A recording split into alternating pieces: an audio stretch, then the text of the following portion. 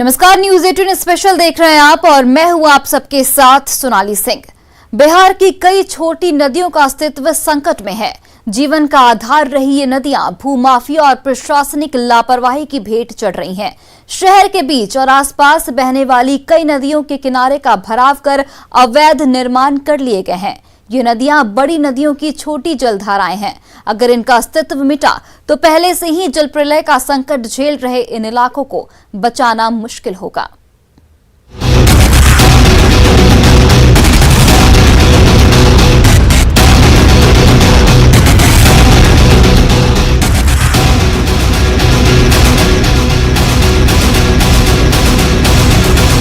इंसानों की तरह नदियों का भी घर आंगन होता है। नदियों को भी अपने मैदान में खेलना कूदना अच्छा लगता है, लेकिन नदियों के घर आंगन यानी डूब क्षेत्र पर अतिक्रमणकारियों की बुरी नजर है। कई नदियों के डूब क्षेत्र पर अतिक्रमण का संकट है। इस कारण छोटी नदियों या जलधाराओं पर अस्तित्व का संकट मंडरा रहा है।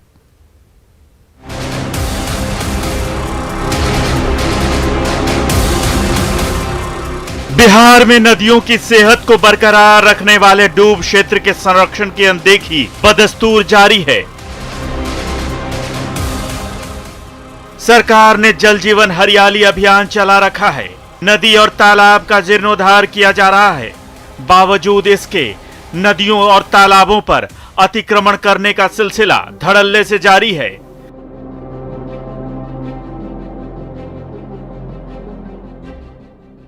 अतिक्रमणकारी नदी में कहीं मकान तो कहीं कुछ और निर्माण कर रहे हैं। नदियों तक पानी लाने वाली छोटी छोटी जलधाराओं और नालों को पाटकर पानी के रास्तों पर कब्जा किया जा रहा है। ऐसी ही स्थिति रही और छोटी और सहायक नदियों का दम घुटा तो कोसी, गंडक और बागमती का जल प्रलय और तबाही मचाएगा। लेकिन हैरानी की बात है कि न तो प्रशासन सबक ले रहा है, न आम लोग सुधर रहे हैं। नदियों का ग्रीन बेल्ट कंक्रीट के जंगल और कॉलोनियों में तब्दील होता जा रहा है। नदियों पर तेजी से हुए निर्माण के कारण पानी का बहाव नहीं हो पाता। देखते ही देखते नदी की जमीन का अतिक्रमण करने की होड़ लग गई है। कहीं खेत खलिहान तो कहीं मकानों का निर्माण किया जा रहा है। कई बार बाढ़ के बाद अतिक्रमण को हटाने की मांग भी होती है, लेकिन कार्रवाई के नाम पर होता कुछ नहीं। तेजी से हो रहे अतिक्रमण के बावजूद प्रशासन की खामोशी सवाल खड़े करती है। कई छोटी नदियों के अस्तित्व पर लगातार संकट मंडरा रहा है। पिछले एक दशक में राज्य में भूजल स्तर में भी लगातार गिरावट दर्ज की गई है। एक रिपोर्ट के मुताबिक पिछले एक दशक में राज्य में भूजल स्तर में लगभग 10 से लेकर 200 फीट तक की गिरावट आई है। लोक शिकायत निवारण अधिनियम 2015 के तहत जल स्रोतों के अतिक्रमण के मामले सामने आए थे, जिसके बाद सरकार की नींद खुली और सर्वेक्षण का आदेश दिया गया था। सर्वेक्षण के बाद भूमि और राजस्व विभाग को सौंपी गई रिपोर्ट में साल 2019 में इस बात का खुलासा हुआ कि राज्य भर में 1,48,231 जल निकायों में से 34,559 का अतिक्रमण किया गया है। ये आंकड़े चौंकाने वाले हैं, खासकर ऐसी स्थिति में जब हर साल उत्तर बिहार में नदियां बाढ़ लेकर आती हैं। बिहार सरकार जल जीवन हरियाली अभियान के तहत पहले से ही जल निकायों को पुनर्जीवित करने की योजना चला रही है। अभियान के तहत तालाबों, आहर और पाइन की उड़ाही, पौधे लगाना, रेन वाटर हार्वेस्टिंग के साथ ही इलाकों तक नदियों का पानी पहुंचाना भी शामिल है। इसके लिए पहले चरण में तालाब, आहर, पाइन और कुओं को चिन्हित भी किया गया था। जिन जल स्रोतों पर लोगों ने कब्जा कर लिया है, उन्हें अतिक्रमण मुक्त कराए जाने की भी योजना है। लेकिन इतने सालों बाद भी इस दिशा में कोई बहुत ज्यादा तरक्की नहीं हुई है। Bureau report, news 18। दरभंगा शहर से महज चंद किलोमीटर की दूरी पर अधवारा समूह की नदी का अतिक्रमण जारी है। इस अतिक्रमण में नगर निगम और स्थानीय लोग भी शामिल हैं। निगम ने कचरा डालकर नदी की धारा को कम कर दिया है, जिसके बाद स्थानीय दबंगों ने मिट्टी डालकर घर बना लिए हैं। अब नदी के भराव के कारण बाढ़ का पानी शहर तक पहुंच जाता है। देखिए दरभंगा के सारा मोहनपुर से न्यूज 18 संवाददाता विपिन कुमार दास की रिपोर्ट।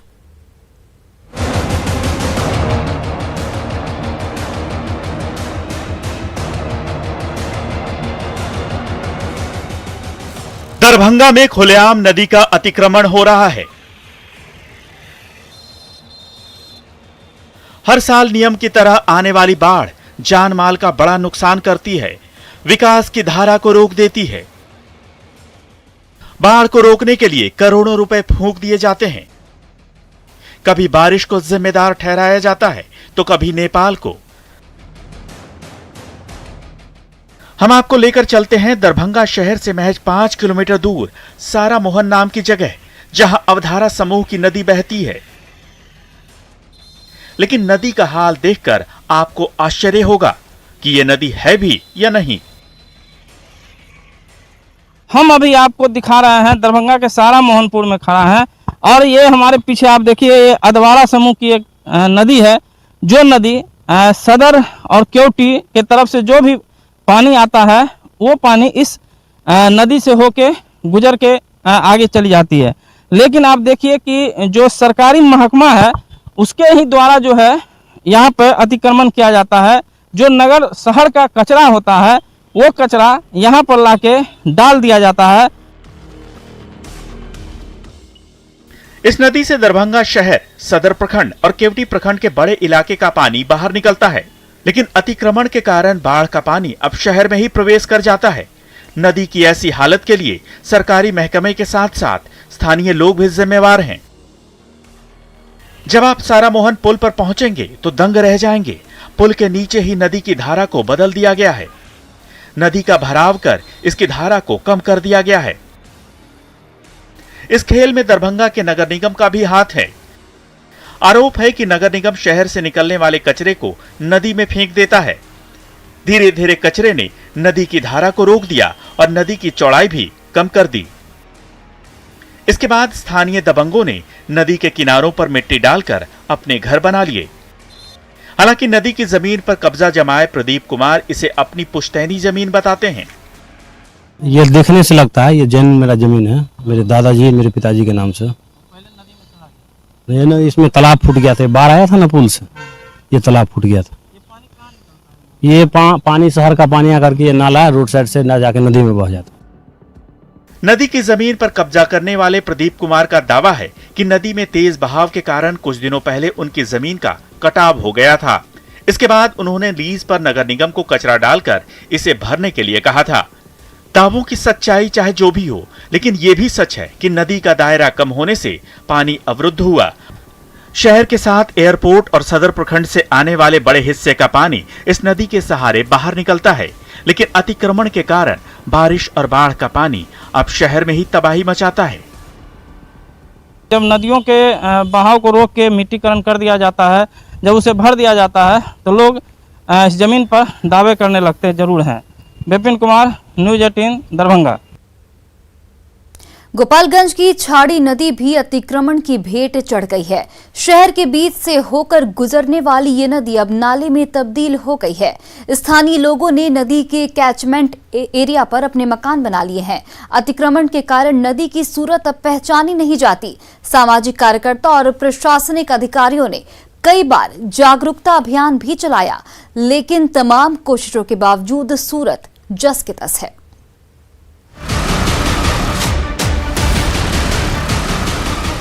गोपालगंज शहर से होकर सोनपुर में गंगा नदी में मिलने वाली छाड़ी नदी सदर अनुमंडल के 5 प्रखंडों के लिए जीवनदायिनी हुआ करती थी। इस नदी से गोपालगंज के शहरी और ग्रामीण इलाकों में कभी सुख समृद्धि हुआ करती थी।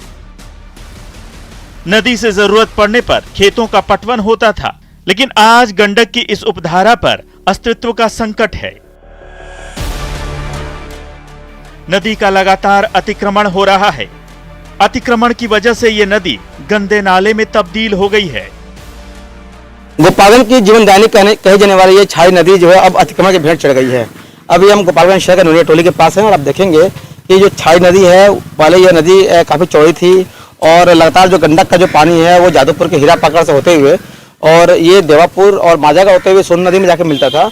लेकिन अब इस नदी को पूरी तरह से अतिक्रमण कर लिया गया है और देखें कि जो चौड़ी नदी थी वो कितनी संकीर्ण और कितनी पतली हो गई है और जगह जगह पर घर भी बना हुआ है। छाड़ी नदी यादवपुर के हीरा पाकड़ गांव से निकलकर गोपालगंज शहर होते हुए मांझागढ़ और बरौली से होकर सोनपुर में गंगा नदी में मिलती है। लेकिन गंडक नदी से निकलने वाली ये उपधारा यानी छाड़ी नदी अब नाले में तब्दील हो गई है। कभी इस नदी की चौड़ाई बहुत ज्यादा थी, लेकिन अतिक्रमण के कारण अब इसकी चौड़ाई महज चंद फीट ही रह गई है। गोपालगंज के स्थानीय सामाजिक कार्यकर्ता पंकज सिंह राणा के मुताबिक नदी के ज्यादातर हिस्से पर अतिक्रमण कर घर बना लिया गया है, जिसकी वजह से कई जगहों पर नदी के पानी का बहाव थम गया है। नदी का मुहाना भी बंद हो गया है। इस कारण बारिश होते ही शहर में जल जमाव होने लगता है। ये नदी पिछले मैंने समझिए कि 30-40 वर्षों से अतिक्रमण की भेंट चढ़ी हुई है। तो जल संसाधन विभाग बाढ़ आने के डर से जो है इसका स्लुइस गेट बंद कर दिया। स्लुइस गेट बंद हो जाने के कारण नदी में नए पानी का प्रवाह बंद हो गया और यह एक संकीर्ण नाले के रूप में वर्तमान में बह रही है। बाढ़ के खतरे को देखते हुए जल संसाधन विभाग ने सालों पहले इस नदी के स्लुइस गेट को बंद कर दिया था और इसे कभी दोबारा नहीं खोला गया। गेट बंद होने के कारण गंडक का पानी इस नदी में आना बंद हो गया और नदी नाले में तब्दील होती चली गई। इसके बाद स्थानीय लोगों ने नदी के अधिकतर भाग पर अतिक्रमण कर लिया। नदी के जीर्णोद्धार के लिए सामाजिक कार्यकर्ताओं ने कई जागरूकता कार्यक्रम भी चलाए। तत्कालीन डीएम अरशद अजीज ने भी इस नदी के जीर्णोद्धार और सफाई को लेकर अभियान चलाया था, लेकिन डीएम के तबादले के साथ ही नदी के जीर्णोद्धार का काम भी ठप हो गया। नदी को अतिक्रमण मुक्त कराने के लिए हस्ताक्षर अभियान भी चलाए गए, लेकिन अब तक नदी का कायाकल्प नहीं हो सका है। हम लोग लगातार 6-7 वर्षों से इस नदी को अतिक्रमण मुक्त करने के लिए और छाड़ी नदी के पुराने अस्तित्व में लाने के लिए हम लोग चरणबद्ध रूप से जन जागरूकता अभियान चलाए, हस्ताक्षर अभियान चलाएं। हम लोग इस नदी के अस्तित्व को बचाने के लिए हर संभव लड़ाई लड़ेंगे। जाहिर तौर पर नदी के अस्तित्व को बचाने के लिए हर संभव प्रयास किया जा रहा है, लेकिन जो ये छाई नदी कभी यहाँ पर गंडक का जो पानी बहती थी, लेकिन आज अब ये जो है नाले में तब्दील हो गया है। तो अब जरूरत है इस छाई नदी को दोबारा जीर्णोद्धार करने की, ताकि गोपालगंज लोगों को इस नदी का लाभ मिल सके। मुकेश कुमार, न्यूज़ 18, गोपालगंज। बेतिया की चंद्रावत नदी पर भी अतिक्रमण की मार पड़ी है। शहर के संत घाट के पास तो दोनों किनारों से सैकड़ों फीट अतिक्रमण कर इमारतें बना दी गई। प्रशासन मूकदर्शक बना है। जहानाबाद की दर्धा नदी का हाल तो उससे भी बुरा है। रिवर एज में इमारतें तो बनी हैं, मोहल्ले भी बसा दिए गए हैं। कभी ग्रामीण इलाकों में सालों भर सिंचाई का बड़ा जरिया रही ये नदी बरसाती नाले में तब्दील हो गई है।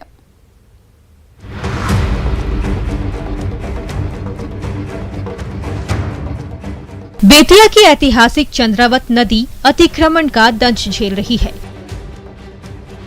नदी का अतिक्रमण कर इसे नाले के जैसा बना दिया गया है। शहर के संत घाट के पास नदी के दोनों किनारों से सैकड़ों फीट का अतिक्रमण किया गया है। इस कारण नदी नाले जैसी दिखने लगी है और प्रशासन मूक दर्शक बना हुआ है। अभी आप देख सकते हैं कि मैं अभी चंद्रावत नदी के पास ये संत घाट का पुल है। यहाँ से आप चंद्रावत नदी का नज़ारा देख सकते हैं, किस तरह से नदी को इंक्रोच किया गया है। ये तस्वीर के माध्यम से आप समझने की कोशिश करें कि किस तरह से, देखिए जहाँ तक नजर जाए नदी पहले काफ़ी चौड़ी हुआ करती थी और इसका पार्ट जो है वो काफ़ी दूर तक था, लेकिन नदी को दोनों तरफ से नदी का अतिक्रमण किया गया है और अतिक्रमण कर बड़े बड़े मकान जो है वो बना लिए गए हैं। कभी बेतिया महाराज के शासनकाल में नदी का इस्तेमाल व्यापारिक कार्यों के लिए किया जाता था, लेकिन अब नदी का अस्तित्व मिटने की कगार पर पहुंच गया है। दबंग और भू माफियाओं की टेढ़ी नजर के कारण नदी के जमीन का सौदा किया जा रहा है। रिवर बेड पर रिहायशी इमारत, स्कूल और दुकानें बना ली गई है। सामाजिक कार्यकर्ताओं ने चंद्रावत नदी को बचाने की कई बार कोशिश की है, लेकिन प्रशासनिक लापरवाही के कारण नदी दिनों दिन सिकुड़ती जा रही है। बेतिया में संत घाट से लेकर के लगभग अगर चले जाइए तो अनरी चुनरी पुल तक जो कोहरा नदी है, जिसको चंद्रावत कहीं कहा जाता है, कहीं कोहरा नदी कहा जाता है, उसकी भी हालत वही है। आज इस समय वो नदी जो था पहले मैंने बेतिया राज के ज़माने में उसमें नाव चलने की बात बताई जाती है कि नाव आता था या पथरी घाट में पत्थर उतारा जाता था, लेकिन आज नदी नहीं बन करके अब ये नाला से भी पतला हो गया है। जहानाबाद शहर से होकर गुजरने वाली दर्धा नदी भी अतिक्रमण की चपेट में आकर नाले के रूप में तब्दील हो गई है।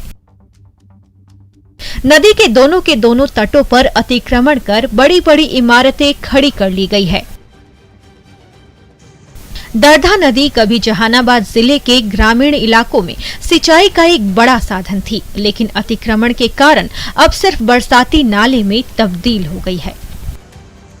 जहानाबाद शहर के बीचों बीच होकर गुजरने वाली यह दरधा नदी पहले काफी बड़े पार्ट को लेकर के यह नदी जो है बिल्कुल शहर से निकलती थी, लेकिन अब हालात यह है कि बिल्कुल नदी के बीचों बीच हम दिखाना चाहते हैं कि नदी के बीचों बीच कई मोहल्ले बस गए हैं, कई बड़ी बड़ी बिल्डिंगें बन गई हैं और इस बिल्डिंग की वजह से नदी का पार्ट जो है सिकुड़ता जा रहा है। पहले जो नदी थी अब नाले में तब्दील होती जा रही है। यह पूरा मोहल्ला जो है इस नदी के बीच में बना हुआ है। इस नदी के शहर में घुसने के साथ ही होरिलगंज, अंबेडकर नगर, जाफरगंज और एरोड्राम के समीप न सिर्फ कई बिल्डिंग बना ली गई है, बल्कि नदी के बीचों बीच कई मोहल्ले बन गए हैं। बरसात के दिनों में इस नदी में बाढ़ आने पर कई मोहल्लों को रातों रात खाली करवाया जाता है। भराई करे करे तो कि 20 फीट और 20 फीट नहीं होते, 40 फीट से कम न होते, कुछ ज्यादा ही होगा। कुछ घर भी बनल है एकरा में। हाँ बनल है घर। तो का चीज में है? नदी में है उस वाला बना। अच्छा, कितना मकान बन गया होगा नदी में? वो तो बनले है कम से कम कितना होगा तो चारों पट्टी वो मिला के 100 से ज्यादा ही होगा। स्थानीय लोगों के मुताबिक पहले इस नदी में साल के 8 महीनों तक काफी पानी रहता था, लेकिन नदी के सिकुड़ जाने से दरधा नदी अब सिर्फ बरसाती नाला बन गई है और अपने अस्तित्व के संकट से जूझ रही है। नदी को अतिक्रमण मुक्त कराने के लिए कई बार कुछ सामाजिक संगठनों ने पहल भी की है, लेकिन तमाम आश्वासनों के बाद भी नदी को अतिक्रमण मुक्त नहीं कराया जा सका है। न्यूज 18 के लिए बेतिया से प्रफुल्ल कुमार और जहानाबाद से रागीब एहसान के साथ ब्यूरो रिपोर्ट। सीतामढ़ी शहर के बीचों बीच बहने वाली लक्ष्मणा नदी का पौराणिक महत्व रामायण काल से जुड़ा है, लेकिन भूमाफियाओं ने अतिक्रमण कर नदी के स्वरूप को तहस नहस कर दिया है। यहां तक कि प्रशासन द्वारा बनाए गए छठ घाट पर अतिक्रमण कर अवैध निर्माण कर लिया गया है। नदी का भराव कर शॉपिंग मॉल, दुकानें और रिहायशी मकान बना लिए गए हैं। ये रिपोर्ट देखिए।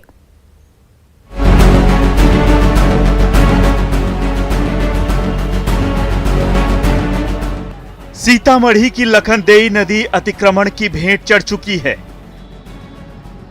इस नदी का पौराणिक महत्व भी है, लेकिन भूमाफियाओं की टेढ़ी नजर और सरकारी लापरवाही ने इसे नाले में तब्दील कर दिया है। अतिक्रमण के कारण आज नदी को पहचानना भी मुश्किल है। पिछले 1.5 दशक में नदी की बेशकीमती जमीन पर भूमाफियाओं ने कब्जा जमाकर आलीशान भवन खड़े कर लिए हैं। नदी की जमीन पर होटल, मॉल, सैकड़ों दुकानें और आवासीय मकान बना दिए गए हैं। इस कारण नदी की चौड़ाई संकीर्ण होती चली गई और आज नाले में तब्दील हो गई है। बगैर प्रशासनिक मदद से इस तरीके का अतिक्रमण और सरकारी जो नदी का जो बेसिक जो मेन एरिया है, नदी रिवर बेल्ट के अंदर जिस तरीके से अतिक्रमण यहाँ पे हुआ है वो आपको दिख रहा है। यहाँ पे मॉल्स बन गए हैं, मार्केट बन रहे हैं और ये सब बिना प्रशासनिक मदद या सहयोग के नहीं हो सकता। मुझे ऐसा लगता है कि जो विल पावर है गवर्नमेंट का भी और जिला प्रशासन का, वो इस नदी को लेकर बहुत कम है। लखनदेई नदी सीतामढ़ी शहर के बीचों बीच होकर गुजरती है। इसे लक्ष्मणा नदी के नाम से भी जाना जाता है। स्थानीय मान्यताओं के मुताबिक नदी का पौराणिक महत्व रामायण काल से जुड़ा है। नदी में पूजा पाठ समेत कई धार्मिक अनुष्ठान भी किए जाते थे, लेकिन आज नदी का स्वरूप नाले से ज्यादा कुछ भी नहीं है। भूमाफियाओं ने सरकारी खर्च पर निर्माण कराए गए छठ घाट को भी ध्वस्त कर उस पर पक्का निर्माण कर लिया है। कुल ये ऐसा लगता है कि प्रशासन की मदद से यह अतिक्रमण कराया गया है और इसमें बड़े पैमाने पर भूमाफिया शामिल है और लक्ष्मणा नदी को एक तरीके से पूरी तरीके से मार देने का प्रयास है, इसलिए कि किसी भी सभ्यता संस्कृति में नदी का अपना महत्व है और इसका तो धार्मिक महत्व भी है। उसके बावजूद जिस तरीके से सीतामढ़ी के अंदर लक्ष्मण नदी की उपेक्षा हो रही है, अतिक्रमण हो रहा है और ये पूरा जो सिस्टम है उसको भ्रष्टाचार के हत्थे चढ़ा दिया गया, ये पूरी तरीके से जांच का विषय है, कार्रवाई होनी चाहिए। हम सब लोग तो ये चाहते हैं कि ये नदी सदाबहार रहे, हमेशा इसमें अविरल धारा रहे। नदी की उड़ाही और इसे अतिक्रमण से मुक्त कराने के लिए कई बार स्थानीय लोगों ने आंदोलन भी किए। सामाजिक कार्यकर्ता अक्सर जन जागरण अभियान और मुहिम भी चलाते रहते हैं, लेकिन भूमाफिया और सरकारी गठजोड़ के आगे नदी बेबस है। न्यूज़ 18 के लिए सीतामढ़ी से राकेश कुमार की रिपोर्ट।